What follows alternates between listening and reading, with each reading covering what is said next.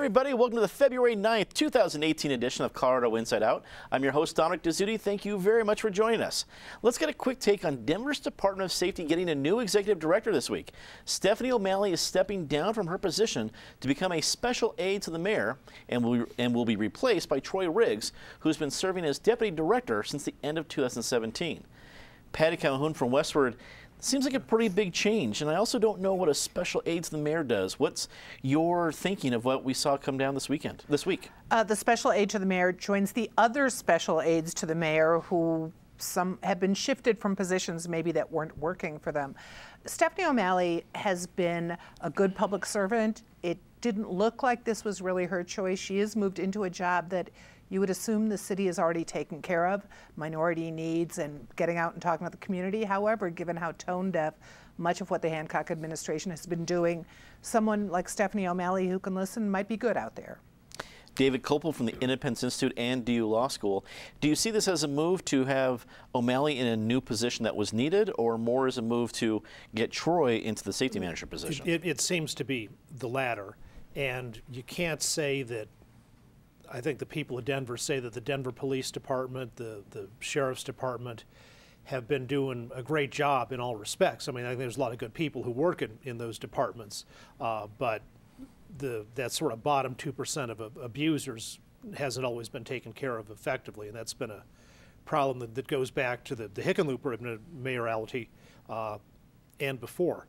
The fundamental problem is that Denver, unlike other counties in the state, can't elect its chief law enforcement officer. If you don't like your chief law enforcement officer in El Paso or Jefferson or Adams County, you have an election and you can choose a new one, and the people of Denver are deprived of that.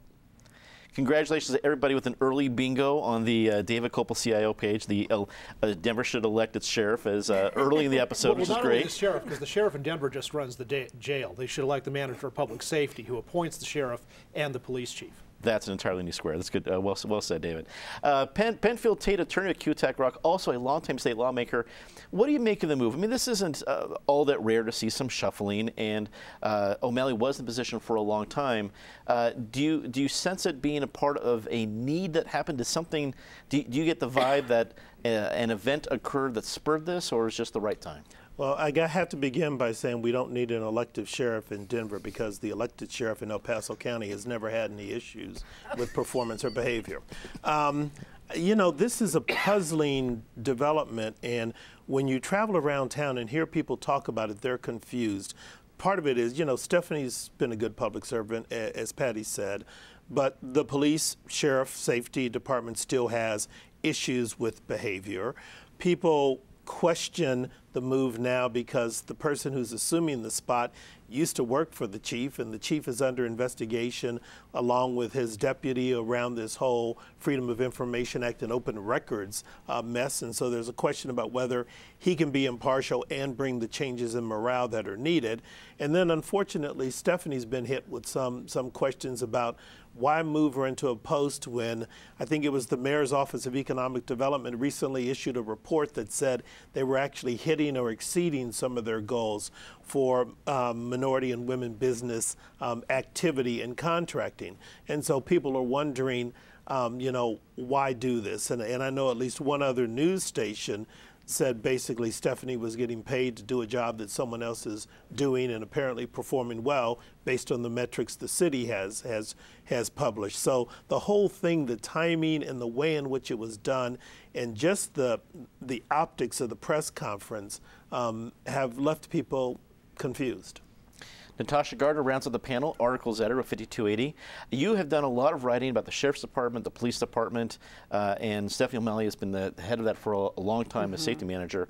What is your feeling about this announcement and her role, and maybe even a little bit about her legacy as now she moves on to a different role? Well, I think anyone who reports on this particular part of our city knows just how complicated this particular job is. But there's also a legacy of how complicated this job is. I mean, if we had a perfect legal system, if we had a perfect prison system, if we had a perfect jail system, you know, maybe this job wouldn't be necessary, but it is. And so no matter what, there will always be controversy and difficult decisions connected with that particular job. And I don't see that going away anytime in the next 6 months, 5 years, 10 years. What I do think is interesting, and just to give a little more play to her new job, is this focus on women and minority businesses. I think it's a great time for that to happen. I think it's a smart move by Hancock to give a little press to that moment. But I think it can go further. You know, I think it's great to announce a job. This is a special aid. They're going to look into this. This is something the city cares about. But my next question will be, okay, now what? How do we continue this? How do we find other opportunities to really make this not just something we focus on or give a little bit of play to, but something that really defines Denver's political and economic landscape? As we edge closer to the Democratic gubernatorial primary, candidate Mike Johnston secured a key endorsement from former Colorado Governor Richard Lamb this week. As reported in ColoradoPolitics.com, Lamb stated that Mike, quote, has the brains, dedication, and skill and rare ability to move Colorado forward. Penny, I would argue that Dick Lamb is one of Colorado's favorite statesmen. I would imagine that his words carry a lot of weight. What do you think of this endorsement? Well, if his words really carried a lot of weight, we wouldn't be trying to bring the 2026 Olympics here. Well put. But Lamb is a great statesman. When you talk to him, he clearly cares about the state. He's not endorsing Mike Johnston as a favor to anybody. You know that Dick Lamb says what he believes.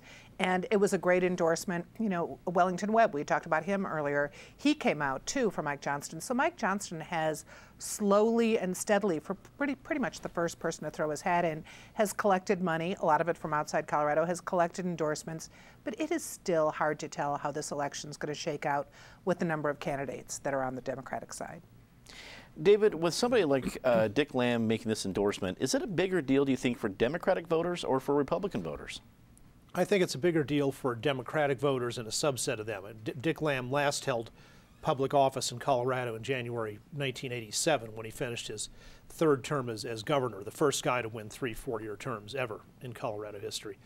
So there's a lot of people who have moved to Colorado and after he was finished in the main part of his public career. So I'm not sure how many voters numerically this is going to move, but I think it's a high prestige endorsement, and for people who are well informed politically, potentially big donors, other elected officials who have memories of the history of the state, I think Lamb signals a lot, and Lamb is as Patty said, a thoughtful and independent guy, not a knee-jerk on his positions on the issues. And so that's not only an endorsement of Johnston's abilities, but also sort of a signal about his character, that he's going to be an open-minded guy and not always have to take the official party lines. So I think it'll matter a lot among the most thoughtful part of the caucus goers. Penn, as you've been middle of this process, both as a lawmaker, as a candidate here for the city of Denver as mayor, how much of a difference do these endorsements make, especially from somebody like Dick Lamb, who is a statesman in Colorado, but as I think David made a very good point, hasn't been on the political scene as an elected leader for quite a while? What difference does it make? You know, it's hard to say, but the reality is when you're in this process, you'd prefer to have the endorsement than not have it, is the bottom line. The reality is you've got a former governor, Lamb, who was very popular during his 12 years in office, who's been known for his independent streak. You know, one of the challenges, frankly, that Mike Johnston has to overcome is within, as David was talking about, subsets of the party in both parties, but within a subset of the Democratic Party, you know, Michael's stance on school choice and some of those issues troubled a number of people, which is probably why you saw the teachers endorse Kerry Kennedy instead. So Michael's going to have some difficulty with sort of the labor union in that subset. And he's already been known as an independent thinker, so having someone like Dick Lamb endorse him is a positive. You'd rather have it than not have it. What it's worth, I don't know. When I ran for mayor, Dennis Champagne, the former mayor of Aurora, endorsed me. I still didn't win the mayor of Denver's race. So. Natasha, the gubernatorial race for the Democrats this year is very interesting because you have I think a lot of folks that in maybe any other year could have very easily grabbed a front runner spot. But as soon as Jared Polis came in, it wasn't necessarily that he had all the name recognition, but everybody knew the wallet he brought to the game. Mm-hmm. Do these endorsements serve as a potential counter to the predictable wallet that Polis brings to the game? It would have to be a very big endorsement to go up against that much money. However, I think in this election, there's so many things that have changed in the political landscape. You know, you can look back 4 years, you can look back 8 years, 10 years, it doesn't matter. The Obama effect, the Trump effect, influence of social media, you know, whether you do TV ads or not, there's just so many things up in the air. The one thing I think will remain constant for quite some time in this prediction is endorsements do matter, because people still want to know that somebody that they trust or they likes this person as well. I mean, it's why we like Yelp. It's why, you know, Facebook reviews matter. It's why Amazon reviews matter. We want somebody to tell us that this is somebody that they trust. So I think these endorsements will continue to be an important player. I'm not sure it makes up a big financial difference, but it's something that people are going to use. And so we're going to see these endorsements sort of play out all the way through the primary, and then after the primary, there'll be a reshuffling as we get down to a smaller group of candidates. After a deadlocked party line vote of the Joint Budget Committee, funding for the Colorado Civil Rights Commission will end effective July 1st. Speaker Crisanta Duran was disturbed by the decision, stating that Republican members of the JBC are, quote, undermining key protections for Coloradans against discrimination. The commission is up for sunset review during this legislative session and could see funding reauthorized at a later date. David, is this the JBC kicking it back to the legislature, so if it's going to be funded, it's going to be something decided this year, or is this a very substantial vote from the JBC? It's a preliminary step. The Joint Budget Committee, comprised of 3 well-respected bipartisan members from each house, they're writing what's called the long bill, which is the general appropriations bill for the state government. This year, the Civil Rights Commission is up for sunset review. Sunset is an idea introduced by my dad, a very effective liberal state legislator, who said that government agencies should not go on forever with really little supervision. And so from time to time, every government agency is going, or most of them, they're going to sunset on a schedule, and they'll only continue if the legislature affirmatively decides to review them. Usually the legislature does, and often the legislature may enact some reforms to improve the operation of the agency. So whether funding for this gets into the long bill ultimately by the time it passes on the floors of both houses will have had the benefit of whatever the sunset review on the commission is. People on a civil rights body, like the Civil Rights Division and the commission that sits above it, have to be really thoughtful about being fair to all the people. You know, it's not something even like being on a legislative committee where like, I'm this party and I'm gonna vote for all my party's things and against all the other party's things no matter what. You have to be very open-minded to the whole people and respect everyone's civil rights. The commission and the division failed abysmally in the Masterpiece Cake Shop case.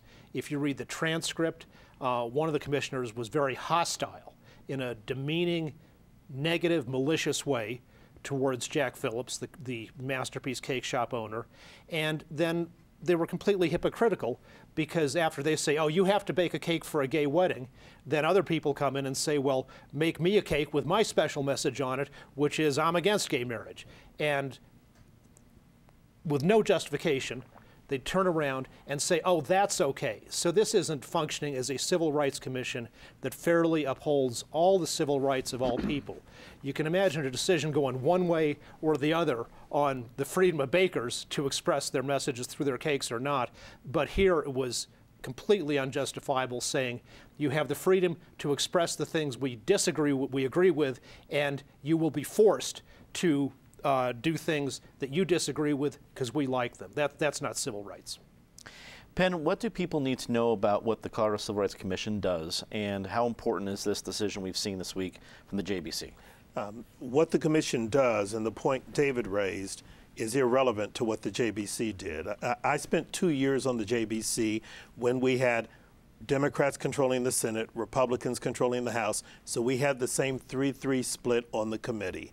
And it's imperative that the JBC, that those 6 lawmakers act in a bipartisan fashion and put together the state's budget, because 99.9% of what's in the long bill doesn't get changed once it goes through the body of the General Assembly. It's very difficult to amend it because the policy is that as a JBC, once you pass out the long bill out of committee and send it over, as a collective group, no matter what your party affiliation, you support the budget, which is why typically the JBC doesn't make these political calls. If the question arises over what the Civil Rights Commission ought to be doing, what the proper scope of its authority is, that's not a budgeting decision. You budget for it, then let the General Assembly in the sunset review deal with the substantive issues. And if a decision there impacts the funding, you run a supplemental and change the dollar amount for the commission.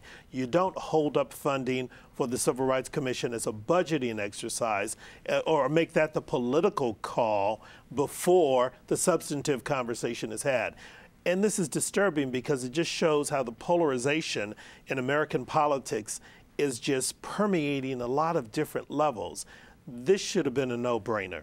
This should have just been done by the JBC, approved, and in the course of sunset review, if something comes up, if there's a decision by the General Assembly to change the mandate, change the funding, you run a supplemental and you do it then. But you don't start there because all you're doing now is teeing up, quite frankly, a massive food fight. Natasha, what do you think? I think you heard a lot of good points here. Or are we going to see a massive food fight over this because of the decision of the JBC? I think so. I mean, truly, the optics on this, who in 2018, in this world that we're living, wants to be the people who killed the Civil Rights Commission? And what will take its place? I mean, I have trouble understanding why they want to enter into this fray on this discussion when, yes, it was coming up for review. If this isn't about cake. It's about our state and how we have an equal and diverse and inclusive community. And when we take something away, when we defund it without reviewing its effectiveness, I really wonder what their plan is to fix it. Is it just to get rid of it? That doesn't seem like a good step for Colorado. Patty, it's an election year. We have a split legislature. Do you see any sort of kumbaya moment of actually getting it back on track during the session? I think it'll get back on track because the JBC looks so bad in this situation. The Masterpiece Bakery case is complicated enough that it's going to the U.S. Supreme Court. It is not as cut and dried as most bakery cakes are these days. So they're going to have to deal with that one way or another. You know, the Colorado Civil Rights Commission is about many, many more cases than this one. I'm sure Natasha has, over the years, as you do a lot of investigative reporting on complaints, they have been very even-handed, I think, on how they deal with most things. We've been there because we had a complaint filed against us because of our Ladies' Night advertising. I mean, I have seen them work it through, and they do a really good job and a very important job for Colorado. So I'd like to see the funding come back instead of just having a little hissy fit. Governor Gov Hickenlooper is looking at whether to dismiss the convictions of up to 40 Coloradans currently incarcerated for nonviolent marijuana-related crimes. The governor's office is reviewing these cases to determine clemency eligibility. Penn, as one of our 2 esteemed lawyers, you know about the whole thing between clemency and everything else, but let me just ask you this. It's not rare for a lame duck governor to be looking at clemency issues, but for this one with marijuana claims, it feels a little politically tinged. What do you think? Only a little politically tinged. I applaud the governor for doing this, quite frankly. My personal observation is I wish this would have been done 5 years ago because of what we're dealing with with personal use of marijuana, medicinal use, and the federal overlay.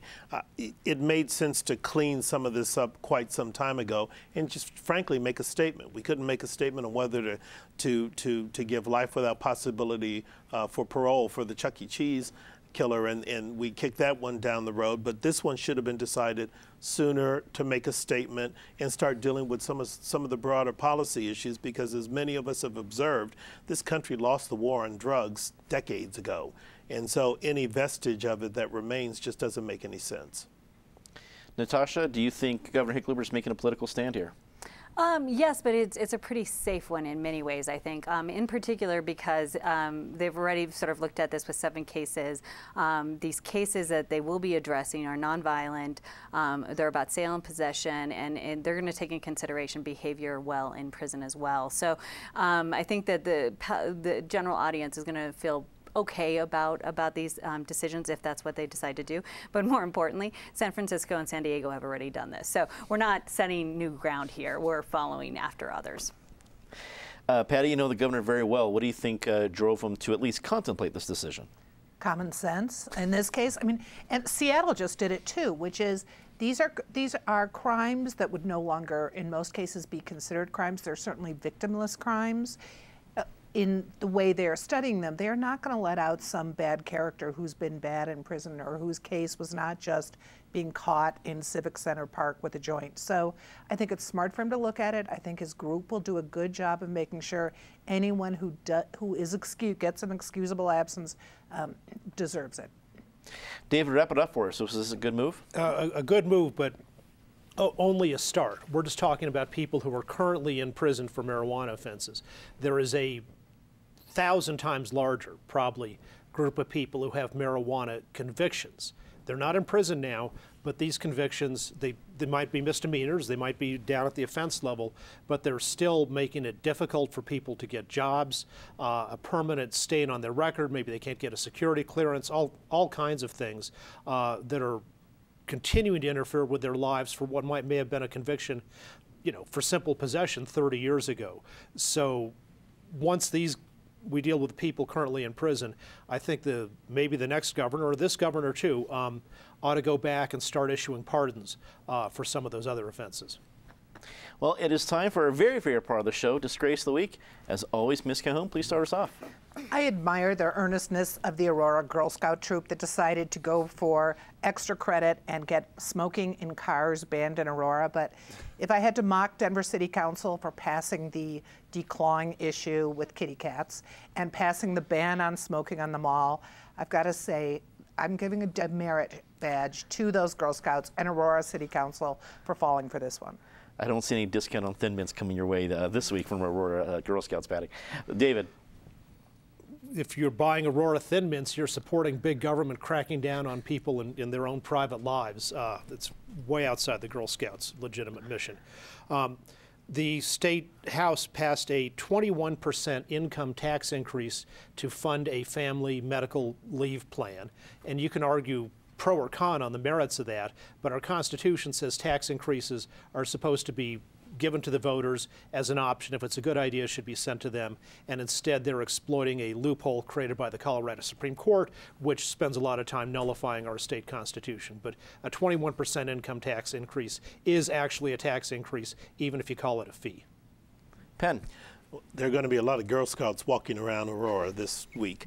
To my surprise, we were all pleased to see that RTD finally finished the Civic Center Station garage that is on Colfax between Broadway and Lincoln. And I've been there 3 times this week and noticed the gravel there, thinking, boy, I wonder what they're going to do when they finish that.